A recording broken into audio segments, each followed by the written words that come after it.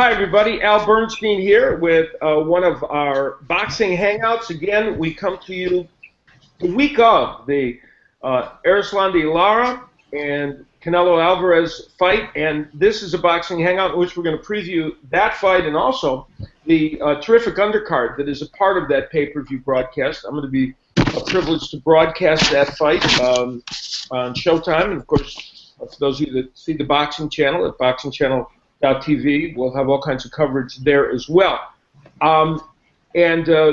Today we have some great folks with us to help look at those fights and preview them. First, I want to bring in Dan Parks, the producer of Boxing Hangouts and its creator. And Dan, today we are going to totally break down this card, which I know you're going to be at, and a card that is intriguing to boxing fans. I think it's a very exciting matchup, and I'm super excited to be actually going to the fight. Which the energy of a fight at MGM Grand on this type of an event is going to be electric, and I think we have a very, like you've called before, a 50-50 main event, and the undercard is extremely well stacked as well, and we have a couple of great people to chat with today that can really break this whole card down for us. We sure do. There are some great folks covering the sport of boxing, none more interesting or more informed than the people that I have with me today. This is going to be a delight. First, let me introduce from ESPN Deportes, Claudia Trejos, who is a terrific host and analyst and interviewer for ESPN Deportes from her home in Miami. And Claudia, I really appreciate you visiting today. Well, it's my pleasure, and thank you so much for keeping me in that very short list of guests on your show. And obviously, this is a fight that we need to analyze from head to toes, not just the main event, but the whole undercard. It's fantastic, and again, thank you so much for having me. Yeah, this is great. Well, I appreciate you taking the time to do this, and you've given us such great analysis here. And of course, we all know that on ESPN Deportes and other places as well, in both languages, you have been fantastic in both English and Spanish. Also, young lady who is the founder and, of course, chief correspondent of badculture.net, which includes not only printed material but also a great podcast. And I'm proud to say, has been working on the Boxing Channel lately as well as a correspondent and has done a spectacular job. Deandra DeBuff. Deandra, how are you today? I'm great, Al. Thank you for having me. It's a great day to talk about boxing. It sure is, that's for sure. Claudia made the point that this card is an interesting card. Now, sometimes when we have these pay-per-views, the cards leading up to it sometimes are not so good, although in recent years I think boxing has kind of understood a lesson from MMA that the undercards need to have value. And not so much always value of big names on it, but value in terms of fights that when people are sitting there for those 2.5 hours, they will enjoy. And by the way, another key to that is how the broadcast entities approach those fights leading up to it.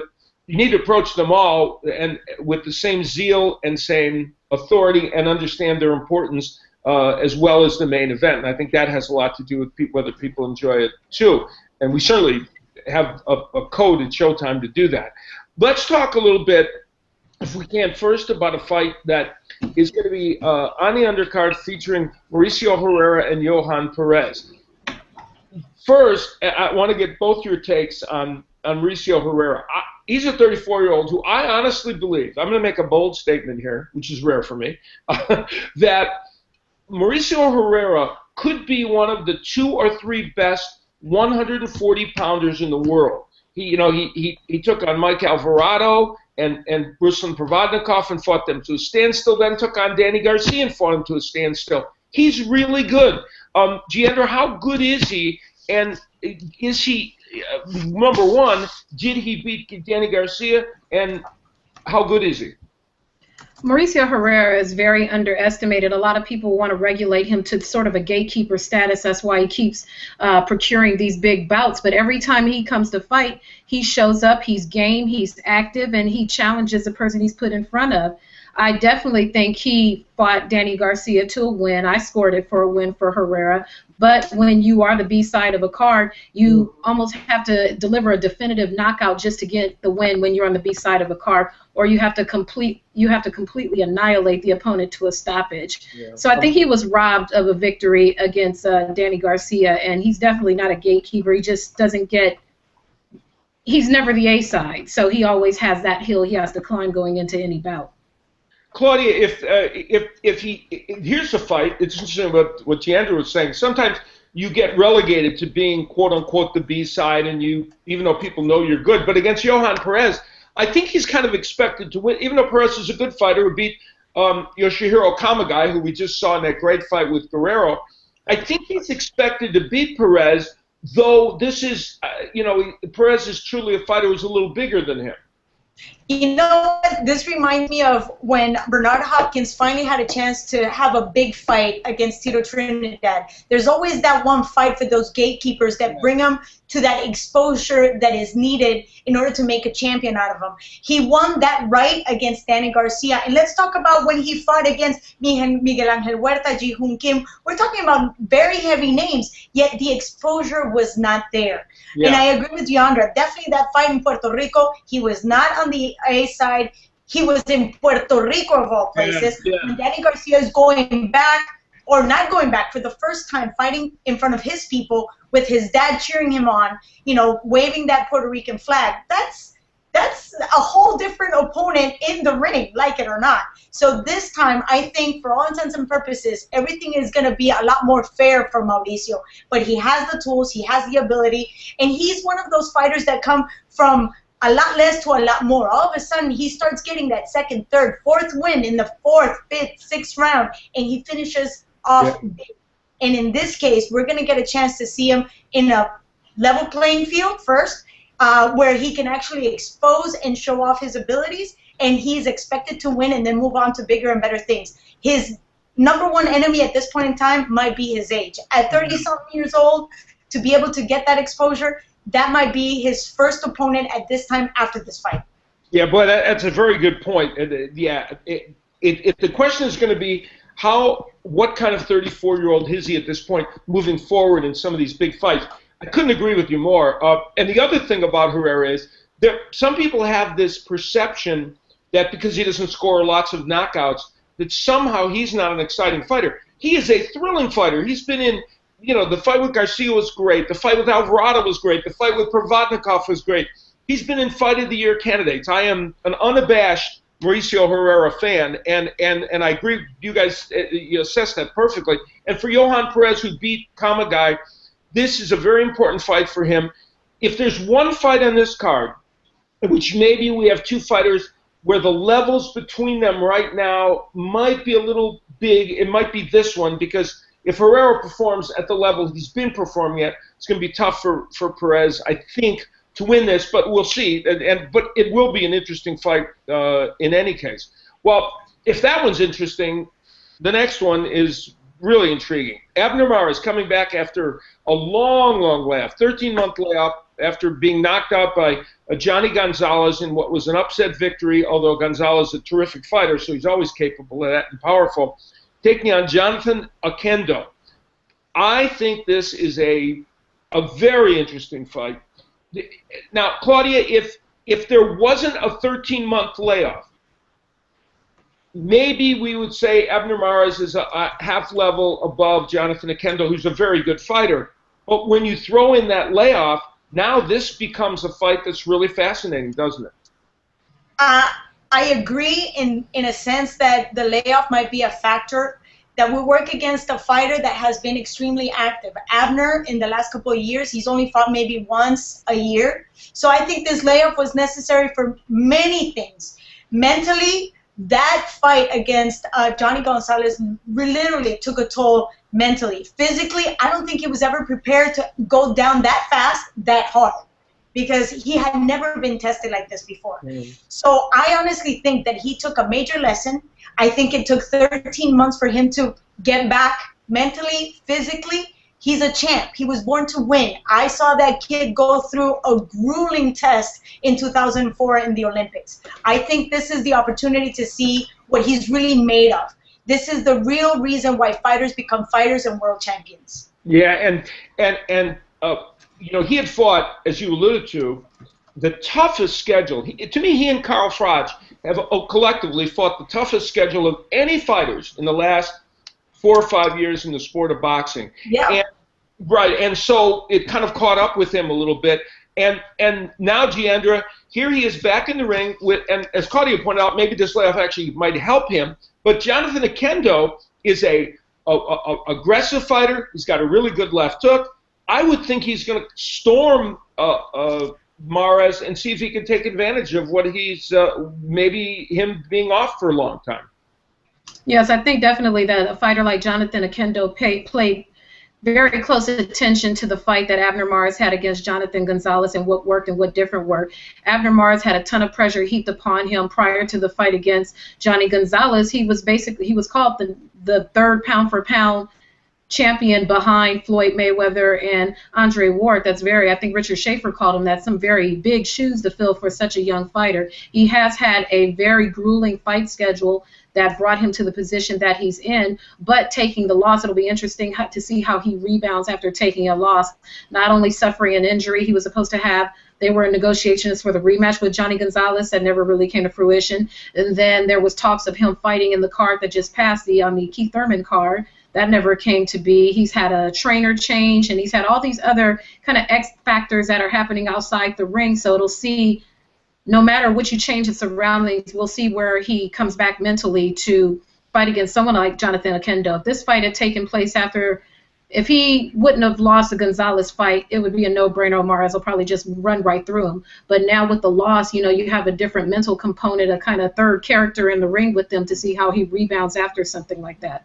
Interesting. And you alluded to the changes. He not only left his longtime manager, Frank Espinoza, but left Clemente Medina and went to Virgil Hunter.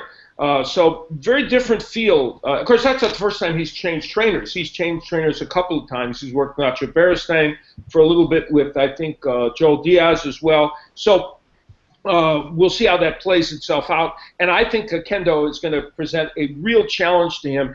And to me, that fight could be a barn burner.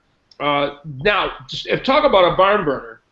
Okay, Juan Manuel Lopez does not know how to be in a boring fight because the next punch he blocks may be his first, to be perfectly candid, and he is a powerful puncher, and I'm sorry, I know that was a bad way of putting it, but I'm afraid it's true. And he's taking on Francisco Vargas, who's a really solid, aggressive action fighter. Claudio, we last saw Juanma against Daniel Ponce de Leon, a rematch of a fight in which he had knocked Ponce de Leon out early some years ago, and it burst on the scene. But when they got in the ring together, it was thought that Ponce de Leon would probably take care of Juanma. Instead, it was a pitched battle. Lopez was hurt early, of course, but knocked Lopez down, or knocked de Leon out.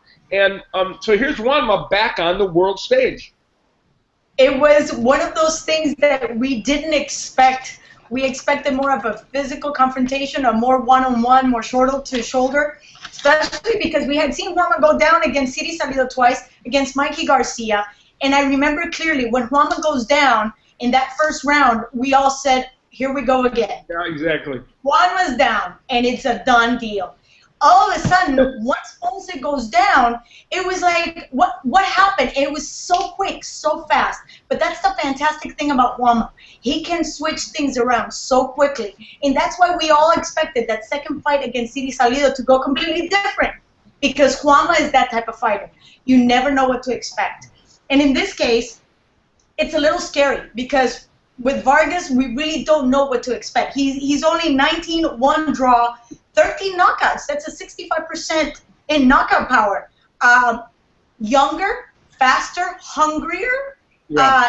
That's a big difference right here. Age-wise, in terms of the type of abuse they've dealt with, Juanma has come from having huge battles, going toe-to-toe against very, very good level of opponents.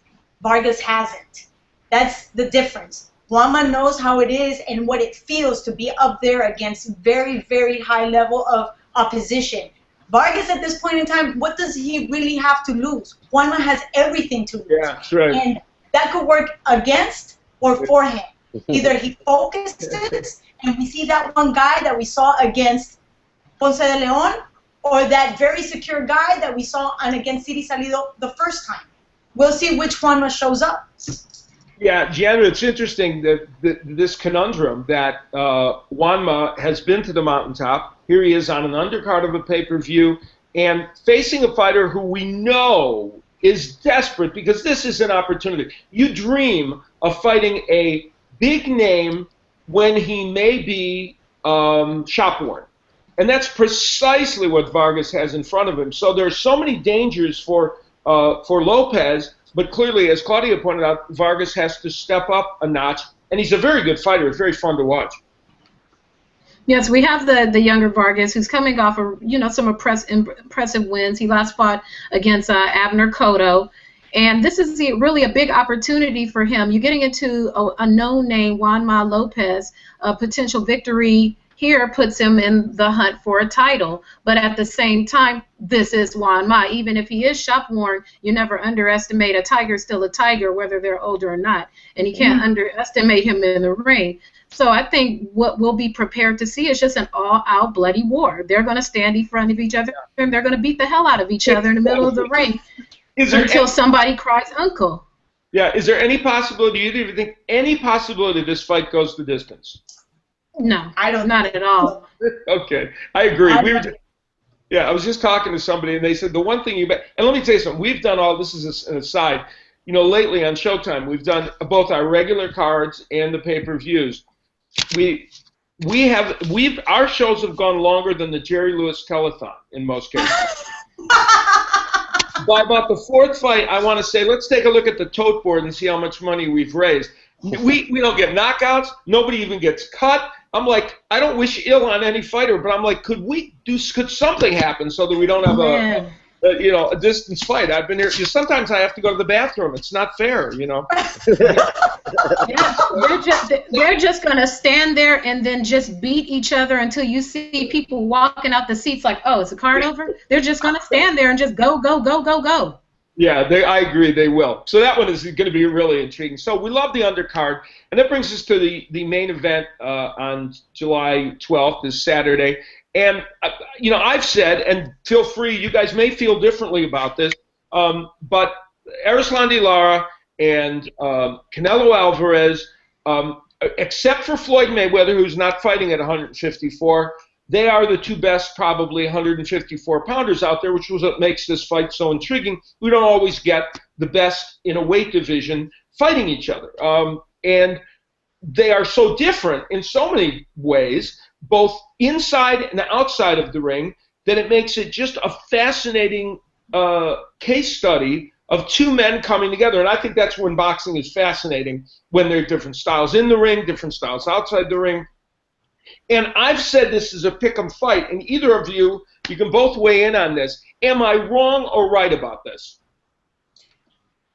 Gianna, you want to take that first, or should I take it? You go ahead. Whatever you want. Claudia.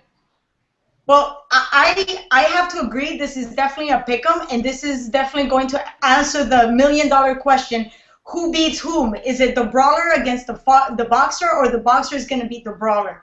And with that being said, Erislandy Lara, for being an Olympian, for having such a long amateur career, he's one of the, I want to say, few Cuban fighters that had made somewhat of a smooth transition from amateur to professional. And that, thanks to his corner, to his trainer, and the big changes that he made moving from Florida going to Houston.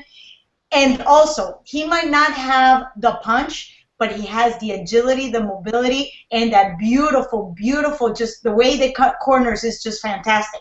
My concern is at 154, which is actually at 155 because of the catch weight, if Canelo Alvarez can stand and go past the 5th or 6th round, will the weight become a factor for Canelo? If it does, and if Lara doesn't get hit in those first couple of rounds, it might be Canelo, the brawler, taking the fight. There's way too many factors here. Lara is a great fighter, like I said, clinically speaking, beautiful boxer. Can he deal with that kind of punch from Alvarez? Can he withstand? We saw him going down twice. Once against Trout, he went down against Canelo, Angulo. So what do we expect against a fighter that hits a lot harder, is a lot younger, and faster than what we've seen before? Today, Canelo is a much better fighter than he was a year and a half ago. Yeah, and actually the 2 knockdowns against Angulo is where he went down. But yeah, when we saw that, and Angulo is a big puncher, but he doesn't attack with the skill of Canelo. I think we can safely say. Nor does he have the hand speed. And so, Giandra, we got so many conundrums in this fight, and one of them is Angulo was the one guy that was able to really make. Although Lara has had some close calls before against Carlos Molina and of course he got a loss, but that he may not have had against Paul Williams. But the thing is, for Erislandy Lara, Canelo's going to have to fight the kind of fight he fought against Angulo, which was an aggressive fight using his hand speed and pushing him back. Is that in Canelo's DNA all the time, or could we again see him decide he's going to outbox a boxer as he did against Mayweather? If he decides to try to straight box with Erislandy Lara, he's really misinformed. That's not the fight that he needs to fight. He needs to overpower him to get him to back off. He needs to land and connect early. You look at the 2 opponents that they have in common. While Austin Trout is neither Canelo nor Erislandy Lara in terms of skill set, you have the fight where Canelo, was debatable, the outcome of that fight. Yeah. And then you have Erislandy Lara, who just completely obliterated Austin Trout.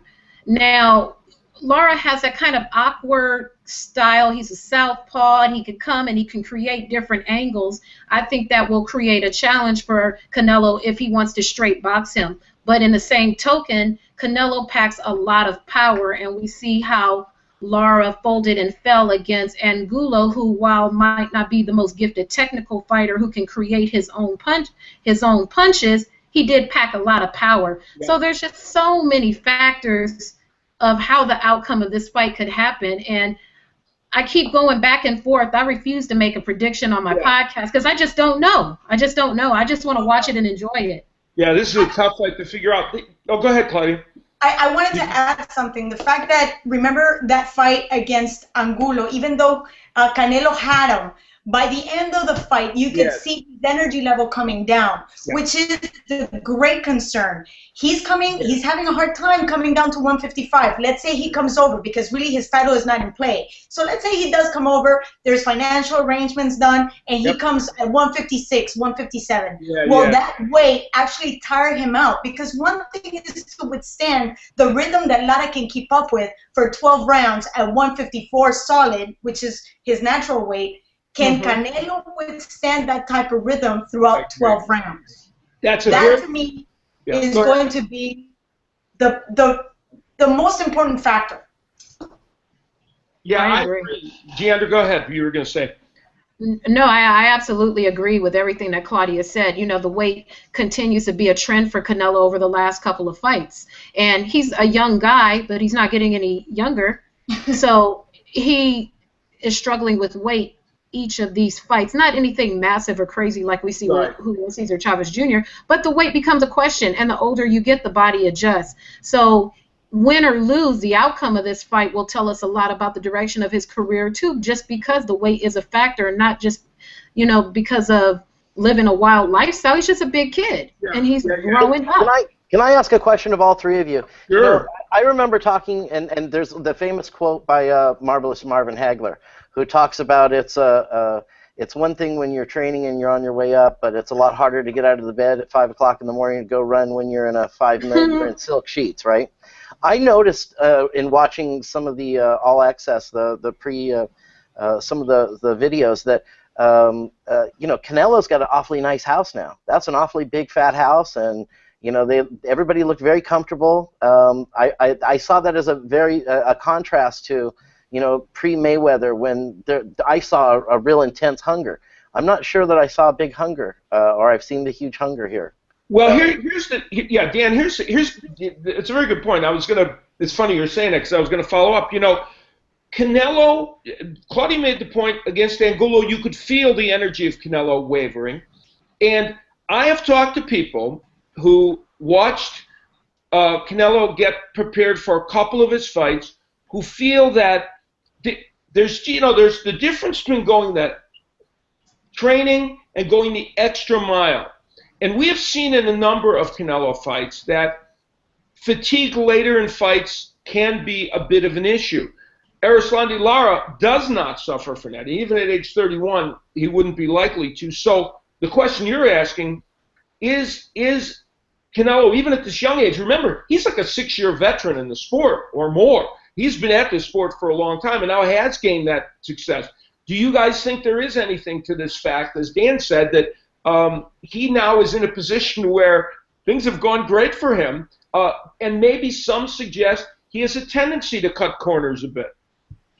Well, I can agree with that. I've had tipsters tell me there's been some issues in the camp with weight where he has kind of shirked the traditional training methods and maybe have done a little shadow boxing at the house in lieu of getting out doing legitimate road work, and has seemed to enjoy this new lavish lifestyle. In the event, then you look at the bigger picture, you come off a loss, your first fight back is another pay-per-view, coming off a loss. Then you get handed another fight in front of an opponent, and it's all absolute due respect to Alfredo Angulo, this was a hand-picked opponent for him. He did exactly in the ring what was expected. While Angulo is a fan favorite and he fought with a light of heart and integrity, he's going to stand right in front of you. It's not going to be that big a challenge for someone who can move and has added additional things to his fight game. And so now we are into another pay-per-view opportunity, and the likelihood of Canelo, even if he loses, the likelihood of Canelo ever fighting off a pay-per-view is highly unlikely just because of the fan base that he brings. So with that type of backing behind you, it inevitably is going to give you a sense of entitlement, and you might not go as hard as you would if you had that same, I got to keep my lights on hunger. So, I could see what you're saying with that, Dan. I don't disagree with you. And I totally agree. And I'm going to go back in 2000 when Erislandy Lara was still under Alcides Sagarra back in Cuba. We're talking about kids that at a very young age, between 6 and 9 years old, they are meant to work very, very hard just to be entitled to be part of a team. Forget about competing in international competitions or tournaments. So this is a man that is accustomed to hard work. This is a man who has never been handed out anything. Even in that fight against Paul Williams, we can argue back and forth. I saw Lara win. We could argue till we're blue in the face. It's a man who's had never anybody say, listen, you deserve this opportunity. He had to fight for this opportunity. He had to go up to Canelo in that fight after Angulo and say, I want to fight you. Give me the opportunity.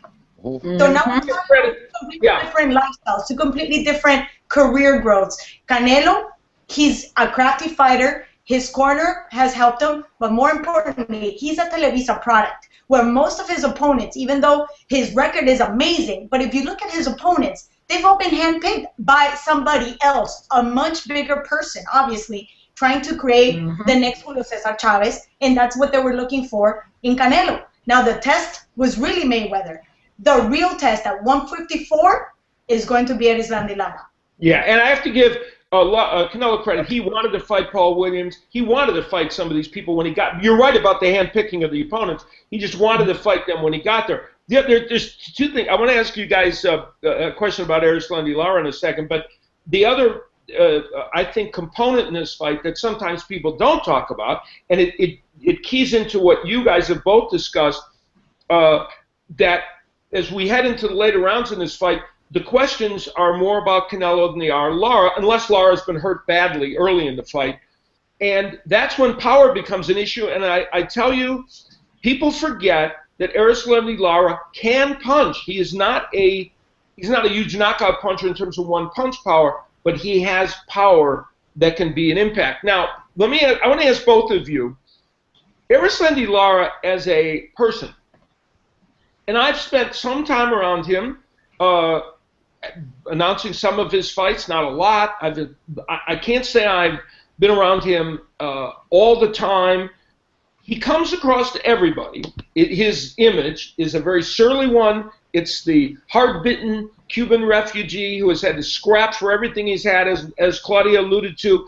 And there are no niceties about Erislandy Lara. He says outrageous things leading into fights, things that maybe some other fighter would even get more flack for. You guys have, in your dealings with him, what can we say about Erislandy Lara, the man, and his personality? What is the real Erislandy Lara if we can gauge that?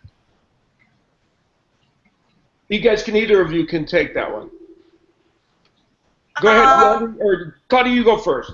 Okay, what I've known of Erislandy Lara, yes, he understands that saying outrageous things are part of his marketing. Now, why do I say that? Because in the same team, we have Jan Barthelemy, we have Guillermo Rigondeaux, we have, I mean, the list goes on. Yeah. And he's about the only Cuban fighter that at this point in time gets this type of exposure. Why? Yeah. Because he understands that now he has to make it about how outrageous he can be to get into people's homes, to get people talking about him, because that's what sells fights. When you get him off that, he's actually very shy. I don't know, you were there when he actually confronted right. Canelo. Yeah. It was a very timid confrontation nonetheless. But for other confrontations that we've seen, Richard Abril against Bam Bam Rios, I remember that. That was like an all-out brawl. This was very timid. Lara, for all intents and purposes, he's the type of guy that understands that sometimes you do have to cut your nose despite your face. He is the one guy that walked away from his team, was sent back to Cuba, ate all kinds of crap in Cuba, and had to do it a long way to finally make it to the States. This is a guy that walked away from mom, dad, everything he ever knew. He walked away from Florida, that for most Cuban refugees, this is their second home. He walked away from that because he understood there was a price to pay, and it wasn't monetary. It was sacrifices. So if he's got to trash talk, if he needs to be a little outrageous, he has to do it. He's willing to do it. And guess what? You and I and Giandra and Dan are sitting here talking about him. Yeah. No, it's true. And Giandra, he, as Claudia alluded, he went to Houston where Ronnie Shields has helped him tremendously, and Ronnie's a terrific trainer. And we see this kind of dual personality from him. Most people don't see the side that's more sedate, if you will. I mean, his behavior before the Austin Trout fight was bordered on outrageously atrocious. It really did, especially given Austin Trout, who is, like even finding a way to attack Austin Trout is really hard. You got to really work at that. But there's this other side, I guess. And the other thing is, as I was listening to Claudia, I was thinking he also has to make up for the fact that he's a skilled boxer. He's essentially Guillermo Rigondeaux as a bigger fighter. And look how Rigondeaux is now a piranha in boxing, and yet Erislandy Lara has figured out a way to get this big fight.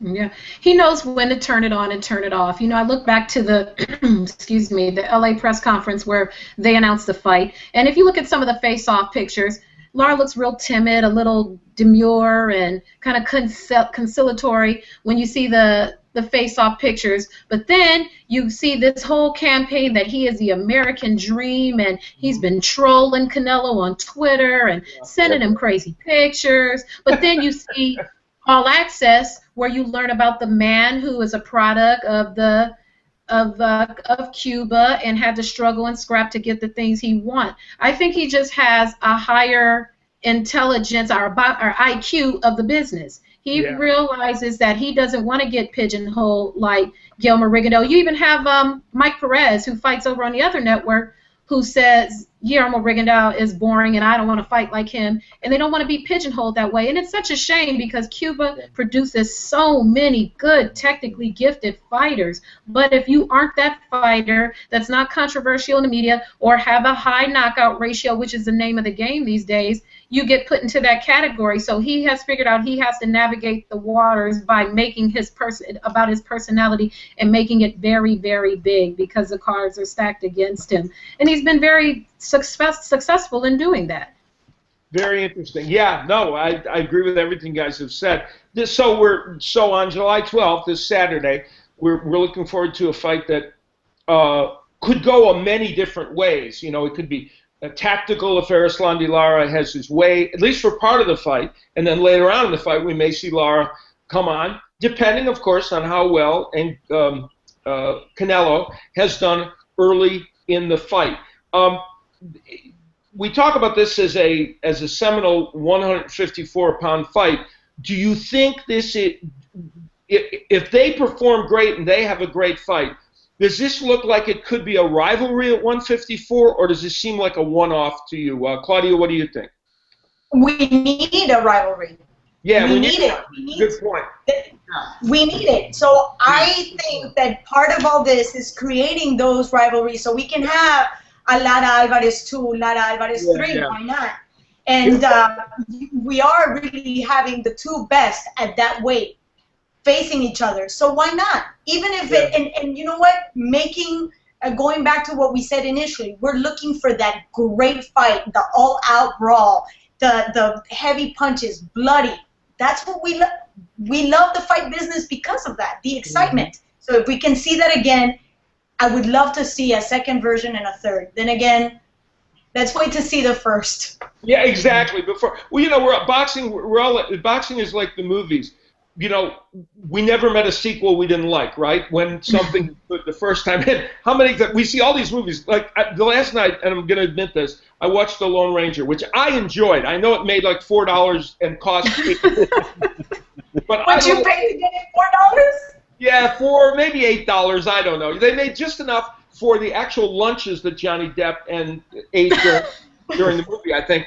But I thought it was great. I liked it. Of course, I like anything with a horse and a cowboy in it. But I was thinking to myself how you clearly could feel in the movie, and it was almost disingenuous, how they were thinking of the next 3 episodes as they were making it. And of course, there probably will never be another Lone Ranger. And that's where we get into the danger in a little bit with this fight. But here's why I think, Giandra, it's worth bringing up. I believe that while it might not be total blood and guts, I believe that it's not just going to be Erislandy Lara controlling the pace and it's just going to meander along. It won't for a couple of different reasons. One, Canelo really needs to push forward in this fight. Number 2, later in this fight there will be opportunities, I think could be opportunities for Lara to press the pace. And early we're going to see Canelo pressing the pace. And we saw that Alfredo Angulo was able to make some offensive things happen against Lara. There's no reason to think Canelo might not be able to do at least part of the same. So I'm looking forward to what I think is going to be an entertaining fight. It's going to be a fantastic fight. You know, getting back to will there be a trilogy, I think it depends on the outcome of the fight. If Canelo wins this fight, I just don't think he'll ever give Lara a rematch. It's high risk and little reward. If Lara wins, he's almost bullied into giving a rematch. Exactly. And then when we see, then we have to keep an eye on the weight. You know, he might want to go up to 160 and like Carl Froch. You know, that could be a big money fight for him. Big fight fans in England, big fight fans in the U.S. There's also Miguel Cotto always lurking in the wings. We never know what the terms of his agreement is, which is also a big mega fight for him. If Erislandy Lara wins, we get a rematch. If Canelo wins, I don't think he will. I think he's going to be on to the next Golden Goose, which was likely Miguel Cotto. All right, we're going to see. Hey, there's one thing I do know. This was one of the best conversations I have had forever leading up to a boxing match. You guys are fantastic, and I'm going to say something that I hate when people say it, because in 2014 it should never need to be said. But I've been a sportscaster for 35 years, and I've watched the development of this industry. And unfortunately, in 2014, it still needs to be said.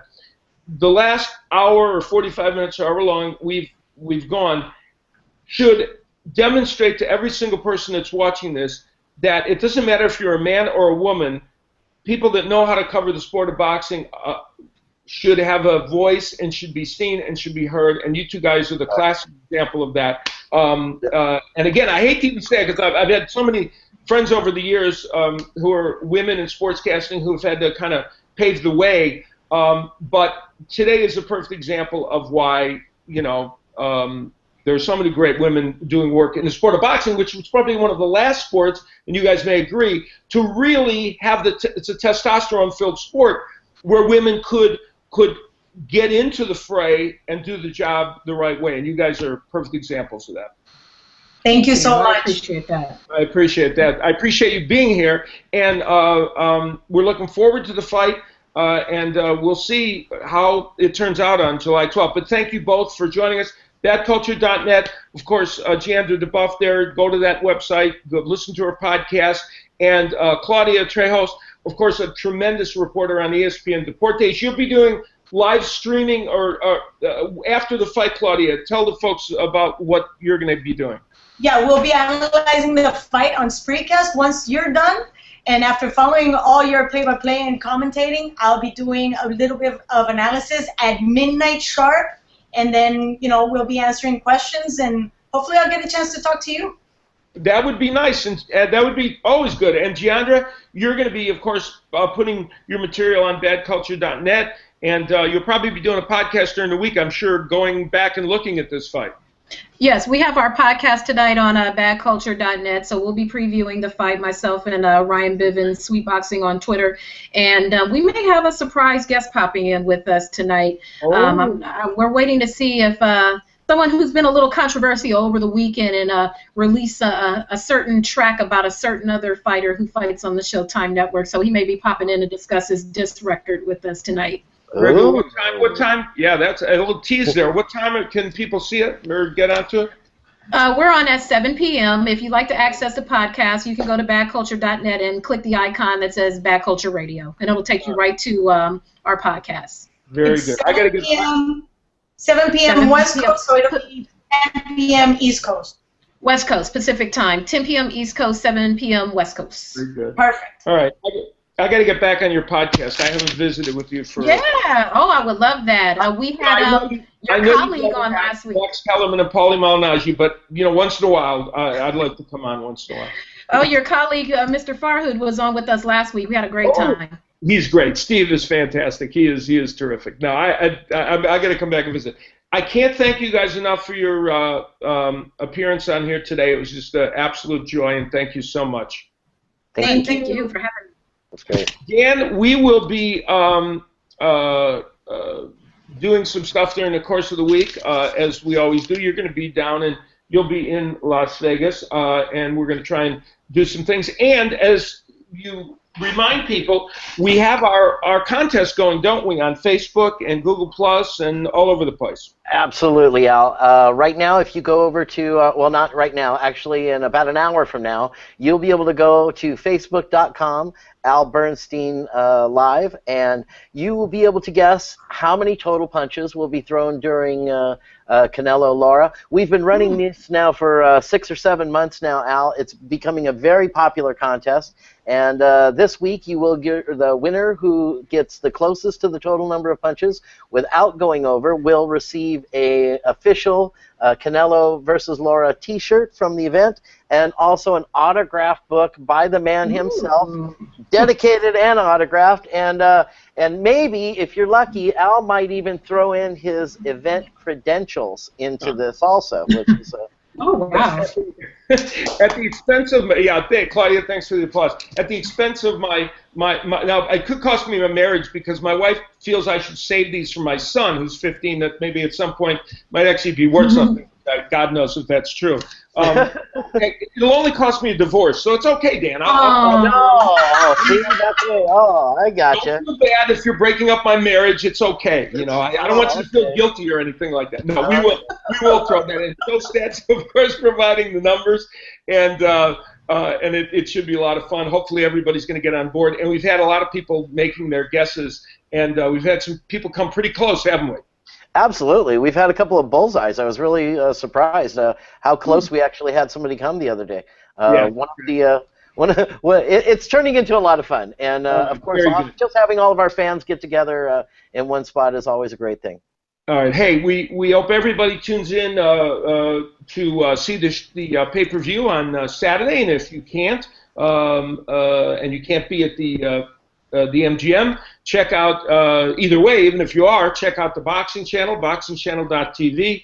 for pre- and post-fight coverage. I'll be covering the weigh-in and the press conferences along with Marcos Villegas from the Boxing Channel. And that'll be leading up to it, and of course post-fight coverage as well on the Boxing Channel at boxingchannel.tv. Dan, thank you again for setting this up, and again, my thanks to both Giandra and Claudia, who did such a great job of making this what I think was one of the more interesting and fun Hangouts we've had. Absolutely. Great stuff. Okay. Great stuff. Take care of everybody else, and enjoy the fight this weekend. Bye-bye, everyone.